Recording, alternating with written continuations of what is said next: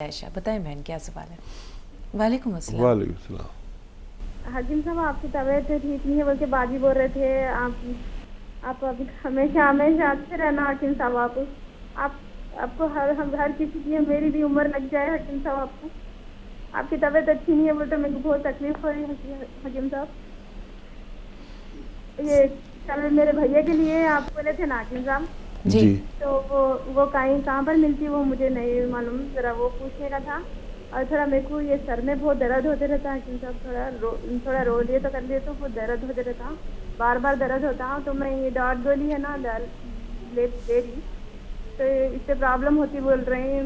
मैं क्या लूँ फिर बोल के पूछ रही थी। थोड़ा रो नहीं करने से सर में बहुत दर्द हो जाते रहता है हाकिम साहब मुझे। अल्लाह ताला जरा आपको खुश रखे, कभी ना आपकी आंखों में आंसू आए। जो मसला है हकीम साहब, उसके लिए कोई इलाज बता दें। वही जिनके अभी भाई का जिनके भी भाई फोन ने आया अभी था कॉल ना, किया था, जी रफ़ी साहब के आयशा बहुत बहन ज़्यादा है। हसास हैं और बहुत ज़्यादा हमसे जुड़ी हुई है। आयशा बीमार हकीम भी होते हैं और आम लोग भी होते हैं, डॉक्टर भी होते हैं। और बीमार शायद हकीमों को तो हो ही जाना चाहिए, तबीब को हो जाना चाहिए, ताकि उसका तकब्बुर टूट जाए कि मैं बहुत बड़ा हकीम हूँ। बहरहाल भाई को मैंने नुस्खा बताया है, आपको भी कई बार बताया, तरह तरह से बताएं, आपने शुरू नहीं किया शायद अभी तक। बस मेरी तरफ से आपको कुछ फ़ायदा हो जाए। और देखिए आयशा, ऐसे बैठकर ये एक्सरसाइज किया करें, है ना, और ऐसे ऐसे ये आप एक्सरसाइज किया करें। और सबसे ज़्यादा अपना ख्याल रखा करें। अगर आप अपना ख्याल नहीं रखेंगे तो आपके दो भाइयों को प्रॉब्लम है, मैं मालूम है मुझे, तो उनका कौन ख्याल रखेगा। तो तीमारदार को अपना ख्याल सबसे ज़्यादा रखना चाहिए। और ये अद्वियात अगर कहीं भी नहीं मिले तो हमारे हेल्पलाइन नंबर से आप तलब कर सकते हैं। जी। पूनम है मेरठ से। जी बताएं पूनम, क्या सवाल है। पूनम फोन लाइन पर मौजूद है। हेलो मैम, नमस्ते। जी पूनम बताइए क्या सवाल है। मैम मैंने अभी बात करी जी थी, जी, मेरी पूरी बात नहीं हो पाई। चले मैम मुकम्मल कर लें। हाँ जो गठियाबाई का दर्द है वो हाथों पे गांठें भी बन रही है, और मुझे कौन सी दवाई लेनी है। अब मैंने टीकेआर और गोंसिया खा लिया।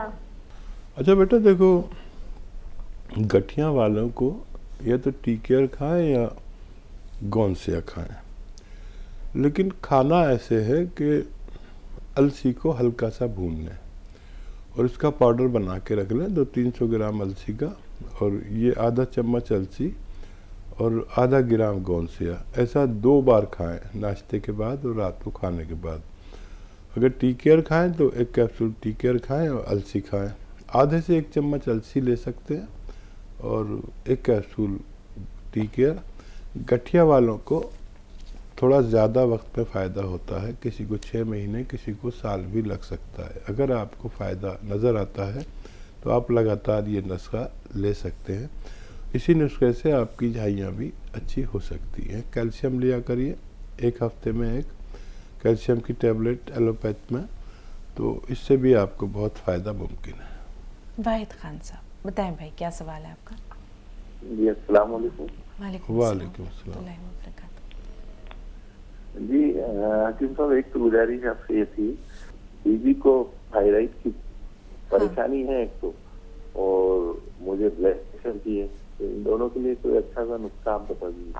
बेहतर। ठीक है। जी हकीम साहब। देखिए, आपकी अहलिया के लिए धनिया 300 ग्राम और आंवला का सूखा हुआ रूप होता है, सूखा हुआ आंवला 100 ग्राम और मेथी 100 ग्राम। धनिया 300 ग्राम, आंवला 100 ग्राम और मेथी का दाना 100 ग्राम, इसको पाउडर बना के रख लें। और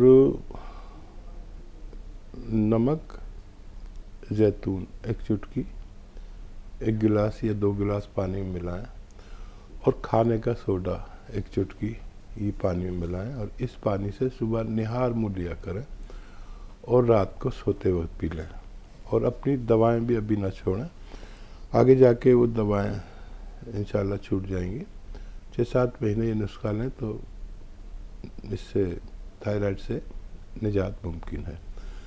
और आपको भी यही नुस्खा लेना है, लेकिन आपको सिर्फ 1 चुटकी खाने का सोडा और 1 चुटकी नमक ज़ैतून 2 गिलास पानी में डाल के 1 या 2 बार खाने से पहले खाने के बाद सिर्फ ये लेना है, तो आपका ब्लड प्रेशर, कोलेस्ट्रॉल और इससे मुतालिक जो भी बीमारियां हैं, जैसे हार्ट को मजबूत करता है, अगर हार्ट ब्लॉकेज हो तो उसको खोलता है, खून को पतला करता है, ब्लड प्रेशर को दफ़ा करता है, आप ये इस्तेमाल कर सकते हैं। और हाँ, हो नहीं पाता ये सब जो आपने कहा कि पहले से ऐलान हो जाए। दरअसल ये जितने भी हमारी और आपकी बातचीत होती है, यही सारे नुस्खे अगर आप नहीं भी देख पाएँ तो यूट्यूब पर हकीम सुलेमान खान के पेज है, उसको सब्सक्राइब कर लें। तो ये जो भी किसी भी प्रोग्राम की जो मेन बातें हैं, जो ख़ास नुस्खे जाते हैं, वो हम उस पर डाल देते हैं। तकरीबन एक दिन में 4-6 नुस्खे आपको हमेशा इरसाल होते हैं। सिर्फ उसमें आपको वो नुस्खे जात जिनसे लोग फ़ायदा उठा चुके हैं पेश किए जाते हैं, उसको सब्सक्राइब कर लें। इंशाल्लाह आपको मदद मिलती रहेगी। अच्छा, एमपी से खदीजा जी, बताएं खदीजा क्या सवाल है? अस्सलाम वालेकुम। वालेकुम अस्सलाम वालेकुम रहमतुल्लाहि व अस्सलाम। बरकातहू। जी जी, हकीम साहब की तबीयत के बारे में सुना, अल्लाह ताला उन्हें सेहतमंद रखे। और सुबह के प्रोग्राम में भी वो बुखार की हालत में प्रोग्राम कर रहे थे, और मैंने पहले भी एक बार कहा था कि अगर हकीम साहब रिटायरमेंट लेना चाह रहे हैं तो नाजरीन उन्हें इजाज़त दे दें। और मैं फिर से कहती हूँ कि मेरे ख्याल से हकीम साहब आपको आराम करना चाहिए। आपने बहुत खिदमत की है लोगों की, और जो लोगों की दुख तकलीफ है वो तो कभी कुछ लगा ही रहता है। आपको अपनी सेहत पर भी ध्यान देना चाहिए, और यही मेरी आपसे गुजारिश है। खदीजा, और कोई सवाल है आपका? जी नहीं, मेरा कोई सवाल नहीं। खदीजा, कभी भी फ़ोन करती हैं तो मेरी बात पर स्वाद होता है उसमें। कोई भी व्यूअर ये नहीं कह पाता कि रिटायरमेंट ले लो, लेकिन खदीजा ने हमेशा मेरी तरफदारी की। और आज शायद दूसरी बार बात हो रही है। मैं आपका बड़ा एहतराम करता हूँ, और दुआ करें कि देखिए, मैं भी एक मामूली इंसान हूँ और मुझ में भी वो सब खामियाँ और कमज़ोरियाँ हैं जो एक आम इंसान में होती है। और दरअसल मेरा नाम मालिजीन में है और मुझसे लोगों को फ़ायदा पहुंचता है। लोग ये नहीं जानते कि हम भी आप ही की तरह अल्लाह के मोहताज होते हैं, और ये बीमारी भी एक अल्लाह का इनाम है, ताकि हम लोगों को कहीं से तकब्बुर ना आ जाए कि हम बीमार नहीं पड़ते और हम इतने बड़े वालिज हैं। तो हर चीज़ पर अल्लाह का शुक्र निकलने लगे अगर हमारी ज़बान से। मैं कभी चोट खाता हूँ, कभी गिर जाता हूँ, कभी चोट लग जाती है, तो पता नहीं क्या बचपन से बिस्मिल्लाह अल्लाह का शुक्र निकलता है। जब भी जितनी भी चोट लगे तो मैं अल्लाह से कहता हूँ, अल्लाह ताला तूने मुझे इतनी सी चोट दी, अगर इससे ज़्यादा लगती तो मैं क्या करता। तो शुक्र अदा करता हूँ। पता नहीं मेरी बचपन की आदत है। पहले बचपन में मैं खेलता था पेड़ों पर, पेड़ों की शाखों पर एक गेम होता है जिसे टांग लकड़ियाँ कहते हैं, और इस शाख से उस शाख पर कूद कर जाते थे, तो बीच में मेरा हाथ छूट गया, और वो रास्ते में ही जब मैं नीचे गिर रहा था तो मैंने बिस्मिल्लाह किया, मेरे ये दोनों हाथ ठुक गए, और अल्लाह का शुक्र किया कि अल्लाह ताला तूने मुझे इतनी कम तकलीफ़ दी है, अगर तू ज़्यादा देता तो मैं कुछ नहीं कर सकता था। तो हर मामले में शुक्र। अल्लाह ने बीमार किया, उसका भी शुक्र। और अल्लाह, पता नहीं आपको मैंने सुनाया नहीं सुनाया कि मेरे यहाँ पर तकलीफ़ हुई, तो मैंने सोनोग्राफी कराई, तो पता चला कि लीवर में फोड़ा है। तो फिर मैं गांव में था, दिल्ली में आया तो यहाँ भी तशख़ीस कराई, तो भी यही हुआ। मैं ये सब इस वजह से बता रहा हूँ कि आप जब अपना इलाज कराएं तो मोहतात रहें, सिर्फ डॉक्टरों पर या मशीनों पर भरोसा ना करें, उसके सिम्टम भी होते हैं। तो अब लीवर में फोड़ा है तो ठीक है, उसमें एक निडल डालते हैं, सिरिंज डालते हैं और वो फोड़े का पस खींच लेते हैं, ये तरीका है, इसे ड्रेन करना कहते हैं। अब वो जब ड्रेन करने के लिए निडल डाली, बहुत मोटी होती है वो, तो उसमें पस था ही नहीं। मुझे बड़ी हैरत हुई कि इतने बड़े बड़े डॉक्टर, दुनिया के मशहूर डॉक्टर, दिल्ली के मशहूर डॉक्टर इतनी बड़ी गलती कर सकते हैं। उसी वक्त फ़ोन आ गया, वो लेडी डॉक्टर ने किया था ये मेरा, और उसको फ़ोन पर किसी ने पूछा कि क्या लीवर का वो हो गया, यानी कि हाँ कर तो रही हूँ लेकिन इसमें पस नहीं है। अब जैसे हम बात करते हैं फ़ोन पर तो सामने वाले को भी समझ में आती है। तो कह रहा था पस नहीं है, लेकिन इनसे कहो पस है और बहुत गाढ़ा है। और ये आवाज़ मुझे भी आ रही है, अब वो मेरे से तो बिल्कुल पास में ही, और वो काम कर रही है, फ़ोन पे बात कर रही है। और मुझे बड़ा अफसोस हुआ कि इतने बड़े डॉक्टर ऐसी बात करते हैं। बहरहाल वो उन्होंने उसमें से कुछ हिस्सा तोड़ा सिरिंज में और वो निकाला तो उसमें पस तो था ही नहीं। एक लाल लाल रंग का वो और लीवर का पीस उन्होंने लिया जो कल्चर के लिए भेज दिया। अब ये टेस्ट वो टेस्ट, ये टेस्ट वो टेस्ट, मैं तो यहीं से चिढ़ गया था कि इतने बड़े डॉक्टर ने ऐसी तशखीस कैसे कर दी। बहुत तकलीफ़ में था कि इन लोगों ने मेरे साथ ऐसा कर दिया तो ये दूसरों के साथ क्या करते होंगे, जो भोले भाले लोग हैं उनका। बहुत अफसोस में। अब इन्होंने ये टेस्ट वो टेस्ट, कुछ टेस्ट को तो मैंने मना ही कर दिया कि भाई देखो तुमने एक चीज़ ख़राब कर दी, अब और भी कुछ ख़राब करोगे, अब मैं तुमसे इलाज नहीं करा रहा। उन्होंने कैंसर का टेस्ट कराया तो कैंसर निकल आया। अब सारा सब परेशान, और सब डॉक्टरों की एक ही राय कि अभी के अभी पित्ते में कैंसर है और उसके फ़ौरन से इसको रिमूव कराइए। मैं इतनी बड़ी बातें इसलिए कर रहा हूँ कि आवाम अगर अपना इलाज चाहे बड़े डॉक्टर से कराए चाहे छोटे से, उनकी नीयत ठीक होनी चाहिए। आजकल टारगेट कर लेते हैं।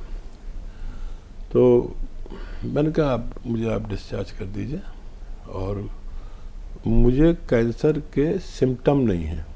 कैंसर में क्या होता है कि एक तो दर्द बहुत होता है, जिसकी वजह से दर्द की बहुत ही हाईली मेडिसिन लेना पड़ता है, और मैं बग़ैर मेडिसिन के गुजारा कर रहा था। फिर उन्होंने क्योंकि लीवर में पंक्चर कर दिया था, उसके इलाज 10 दिन मैंने एंटीबायोटिक ली तो मेरा तकरीबन 10 किलो वज़न कम हो गया। ये सिम्टम मिलता था। कैंसर में वज़न कम होता है, लेकिन मेरा जो HB था, जब मैं हॉस्पिटल में दाखिल हुआ था तो 15 था, और जब मैं हॉस्पिटल से निकला हूँ तो मेरा 17 पॉइंट कुछ हो गया। तो कैंसर में खून बढ़ता नहीं, घटता है HB। सबकी एक ही राय, तो फिर कह रहे कि भाई हमारे पास तो कोई इलाज है नहीं सिवाय ऑपरेशन के। तो मैंने कहा आप मुझे डिस्चार्ज कर दो, हमारे पास इलाज है। फिर एक बहुत बुजुर्ग डॉक्टर, बस डॉक्टर की बुराई नहीं कर रहा, लेकिन अगर तजर्बेकार डॉक्टर हो तो वो एक अच्छे डॉक्टर से बहुत ज़्यादा फ़ायदेमंद हो सकता है। एक बहुत बुजुर्ग डॉक्टर थे, उनकी राय मुझसे मिली कि ये शख्स सही कह रहा है कि ये 3 सिम्टम नहीं मिलेंगे तो कैंसर नहीं हो सकता। तो उन्होंने कहा भाई 10-12 दिन आप हमारी दवा भी खाइए। और फिर उन्हें पता चल गया ये कोई मशहूर हकीम है, टेलीविज़न पे आता है, तो थोड़ा अलर्ट हो गए वो। तो फिर मैं डिस्चार्ज ले घर आ गया, उनकी दवाएं भी खाई, मैंने भी अपनी दवाएं खाई। जब 12 दिन बाद टेस्ट कराया तो मैं कैंसर मुक्त था। मुझे इस बात की वो नहीं कि मुझे कैंसर हो जाए, मुझे भी सारी बीमारियां हो सकती हैं, आपको भी हो सकती हैं, मैं भी मामूली आदमी हूँ, लेकिन मैं तो जानकार था, अल्लाह ने मुझे जानकारी दी थी, मैं तो बच गया उनके अजाब से। बस मैं यही सोच रहा हूँ आज तक कि जो लोग कुछ भी नहीं जानते उनके साथ क्या होता होगा, उनका ऑपरेशन कर डालते होंगे और कहते होंगे कि हमने कैंसर पर फतेह हासिल कर ली। ये मेरा ज़ाती तजुर्बा है। अल्लाह सबको हिदायत दे और इन डॉक्टरों की नीयतें अच्छी करे जो सिर्फ पैसा कमाने के लिए पैदा हुए हैं और ताजिर ख़ानदान से हैं, तिजारत करते हैं, इसको भी तिजारत समझते हैं। ये तिजारत नहीं है, ये खिदमत और सेवा का काम है जिसको अल्लाह हिदायत दे। पर अल्लाह का शुक्र कि उसने मुझे हिदायत दी और मुझे हिफाजत की।